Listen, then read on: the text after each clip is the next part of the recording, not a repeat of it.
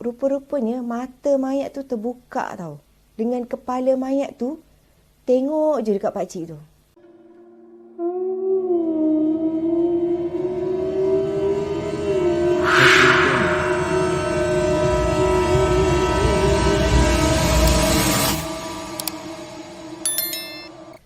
Hai, Assalamualaikum and welcome to Pika Storyteller Channel. Seperti biasa, Pika akan selalu menceritakan dekat korang semua tentang kisah-kisah misteri dan juga seram.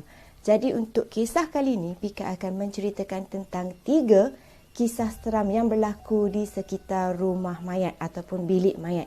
Jadi tanpa kita buang masa, jom kita mulakan. Kisah yang pertama, Rigor Mortis. Macam ada satu kisah ni, di mana ada seorang pakcik ni dengan dia punya assistant tu, diorang kenalah buat postmortem satu penjenayah ni yang telah pun mati akibat ditembak oleh pihak polis. Sekali masa diorang tengah belah sana belah sini, potong sana sini tu kan, tiba-tiba tangan mayat tu dia pergi pegang tangan assistant pakcik tu tadi. Jadi of course lah perempuan tu meraung lah kan, terkejut. Mula-mula diorang anggap tu sebagai rigor mortis, di mana keadaan mayat tu adalah dia mengejang dengan tiba-tiba seakan-akan mayat hidup. Lepas tu pakcik tu pun cubalah untuk leraikan tangan mayat tu yang tengah pegang tangan asisten dia tu. Dia cuba tarik semua tapi tak dapat tau. Jadi last option yang diorang ada ialah diorang terpaksa potong ibu jari. Sebab kan dia pegang macam tu kan. Jadi diorang terpaksa potong ibu jari ni sebab diorang nak leraikan tangan yang tengah pegang asisten pakcik tu. Kemudian masa pakcik tu tengah duk syok potong jari tu kan, sekali baru dia terperasan dan dia terkejut sebab dia tengok rupa-rupanya mata mayat tu terbuka tau. Dengan kepala mayat tu tengok je dekat pakcik tu. Maksudnya kepala dengan mata duk tengok kat pakcik tu kan. Mula-mula dia orang ingatkan yang tu adalah rigor mortis. Tetapi pakcik tu kata ini sah bukan rigor mortis dah ni. Sebab bila pakcik tu berjalan dekat sekeliling bilik mayat tu, macam nak ambil barang ke apa kan, kepala dengan mata mayat tu akan ikut tau pakcik tu.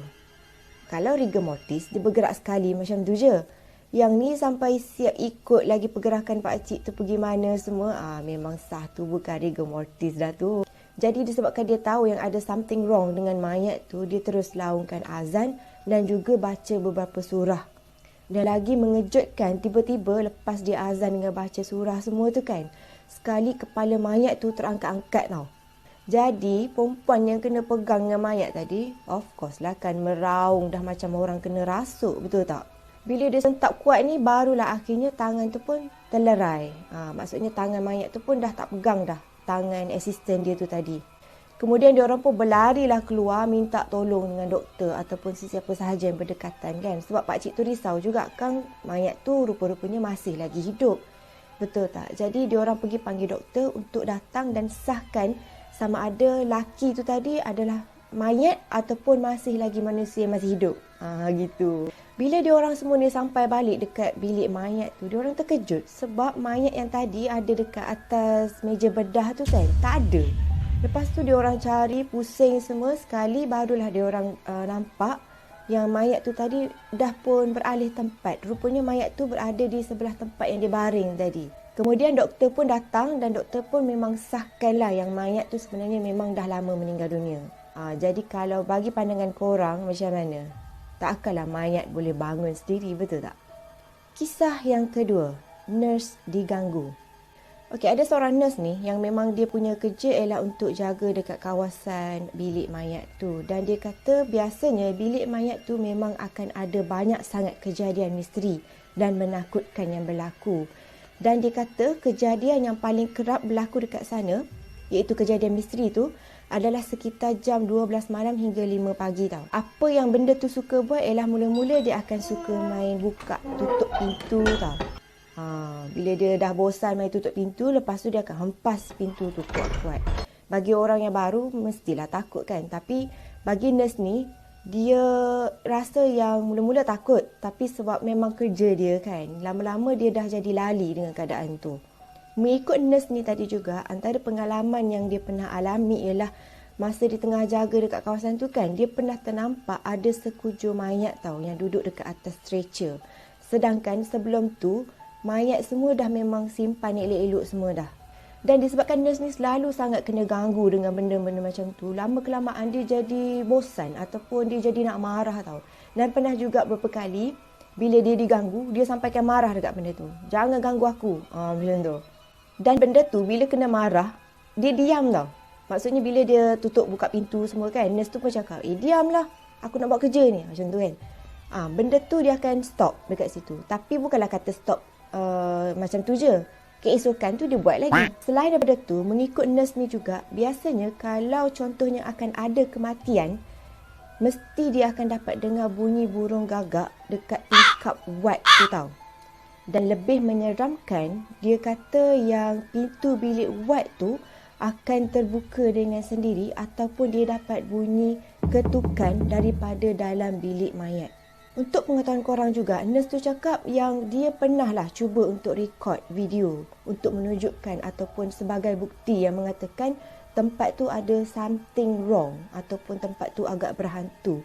Tapi selepas dia rekod, dan bila dia try untuk play balik kan video tu, tak ada. Video tu jadi gelap je. Jadi memang tak dapat nak rakam lah apa-apa sahaja yang ada dekat situ. Mungkin juga hantu ni jenis yang tak suka publicity kot. Gitu. Dan bila dia tanya, banyak-banyak pengalaman yang dia pernah alami dekat kawasan bilik mayat tu kan, apa benda yang paling menakutkan. Dia kata ada satu kejadian tu dia pernah nampak beberapa kelibat hitam ulang-alik daripada koridor dekat ward ataupun bilik mayat tu tau. Tetapi yang paling seram sekali ialah dia pernah nampak kelibat nurse pakai baju uniform putih yang lama tu kan. Lepas tu kan, nurse tu dia tengah tolak meja dressing tu ke arah ward dan selepas tu nurse tu pun berjalan menembusi dinding. Kalau korang dekat tempat nurse ni tadi, apa korang nak buat? Kalau tiba-tiba ternampak nurse dengan pakaian baju nurse lama yang putih tu kan. Lepas tu jalan menuju ke arah korang. Korang nak buat macam mana? Kisah yang ketiga. Kaki kawan. Untuk cerita kali ni pula, pernah masuk tak silap Pika dalam M-Star kot. Okey, di mana ada seorang nurse ni, dia punya kerja ialah untuk jaga bilik mayat lah.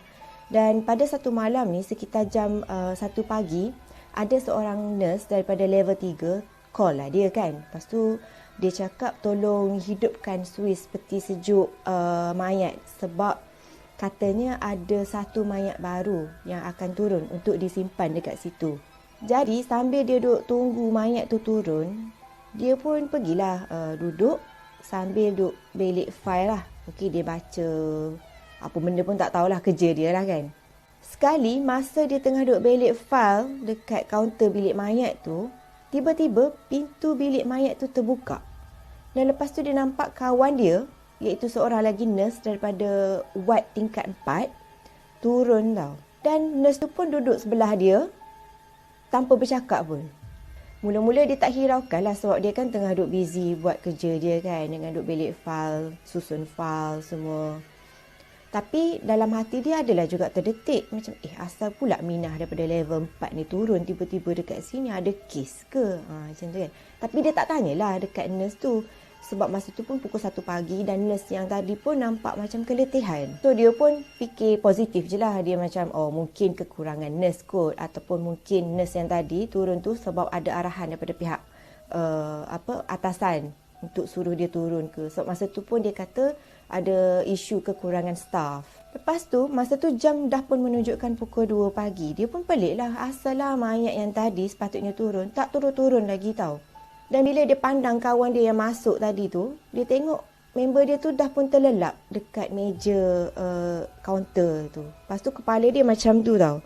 Macam tunduk, macam orang yang tertidur lah. Okay? Tiba-tiba, masa dia tengah duduk susun file tu kan, sekali kertas jatuh tau. And then kertas tu jatuh betul-betul dekat kaki kawan dia tu tadi.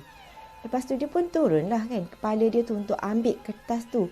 Dan masa tu alangkah terkejutnya dia sebab bila dia tengok dekat kaki kawan dia tu, memang sangat pucat dan biru. Masa tu dia dah mula rasa berdebar dengan rasa seram sejuk sebab dia kata dia memang kenal sangat-sangat kaki tu. Sebab biasanya kaki tu adalah kaki mayat yang lama ataupun bukan kaki manusia. Jadi dia tahulah yang kawan dia tu sebenarnya bukan kawan dia. Maksudnya tu adalah jelmaan yang berupa dalam bentuk kawan dia. Faham tak? Tapi walaupun dia nampak yang kaki nurse tu tadi pucat kebiruan dan dia tahu tu adalah bukan kawan dia tapi hanya satu jemaah yang cuba untuk usik dia kan. Dia pun bangun, okay, and then dia buat macam biasa je. Dia buat tak tahu, okay. Dan tiba-tiba dia dapat dengar bunyi phone tau. Dan bila dia angkat sekali, nurse dekat level 3 yang tadi tu kata, oh mayat yang sepatutnya dia orang hantar tu tak jadi turun. Sebabnya waris telah pun tuntut mayat tu tadi. Dan bila dia pusing balik kan untuk tengok kawan dia tu tadi, sekali dia tengok kawan dia tu pun dah tak ada. Cuba korang bayangkan korang kerja dekat sana. Apa yang korang buat? Mungkin mula-mula kita akan rasa takut kot. Tapi mungkin lama kelamaan dah rasa lali kan. Tapi tak tahulah kalau Pika memang tak nak pun kerja sebagai nurse dekat bilik mayat. So, apa pandangan korang tentang kisah yang Pika ceritakan tadi? Memang semua kisah tu adalah kisah seram pendek. Tapi harap sangat yang korang terhibur. Okay? Jangan lupa untuk tekan butang like, comment and share. Dan juga jangan lupa untuk tekan butang subscribe. Okay? Follow Pika. Dan hopefully Pika akan jumpa korang lagi in my next video. And see you soon. Bye!